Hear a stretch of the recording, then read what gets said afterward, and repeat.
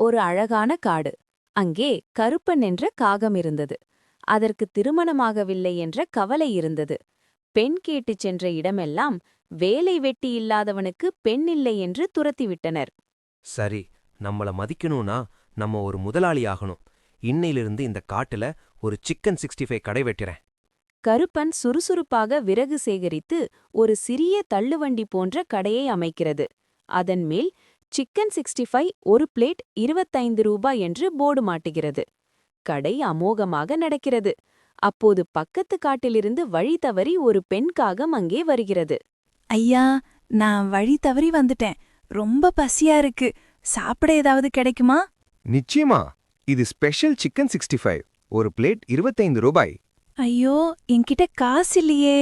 பரவாயில்ல, உங்களுக்கு இது முற்றிலும் ஃப்ரீ. ஏன் எனக்கு மட்டும் ஃப்ரீயா தர்றீங்க? உங்க அழகுக்காகவும் நீங்க என் கடைக்கு வந்த அழகான விருந்தாளி என்பதற்காகவும் இது ஃப்ரீ.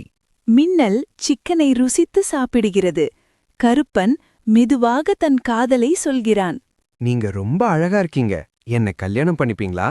தெரியாத யாரையும் நான் கல்யாணம் பண்ணிக்க மாட்டேன். வேணா எங்க அம்மா கிட்ட கேட்டுட்டு வந்து சொல்றேன். அங்கிருந்து பறந்து சென்றது தன் வீட்டிற்கு. அம்மா, நான் ஒருத்தரை விரும்புறேன். அவரையே கல்யாணம் பண்ணிக்க ஆசைப்படுறேன். யார் அந்த கருப்பனா? அவன் சோம்பேலியாச்சே, வேலைக்கு கூட போமாட்டான். அவனுக்கு போய் உன்னை எப்படி தர்றது? இல்லம்மா, அவர் இப்போ பெரிய கடை வச்சிருக்காரு. 65 வித்து பெரிய பிசினஸ்மேன் ஆயிட்டாரு. காடு முழுக்க அவர் கடைதான் ஃபேமஸ். அப்படியா? சொந்தமா தொழில் பண்ற பையன்னா எனக்கு சம்மதம்தான். உடனே கல்யாண ஏற்பாடுகளை செய்வோம். கருப்பனுக்கும் மின்னலுக்கும் கோலாகலமாக திருமணம் நடக்கிறது. காட்டிலுள்ள அனைத்து பறவைகளுக்கும் கருப்பன் தன் கையாலேயே 65 விருந்து வைக்கிறான். உழைப்பால் கருப்பன் ஒரு வெற்றியாளனாக மாறினான். நீதி: சுய தொழிலும் உழைப்பும் ஒருவனுக்கு மரியாதையையும் விரும்பிய வாழ்க்கையையும் தேடித்தரும். வணக்கம் நண்பர்களே.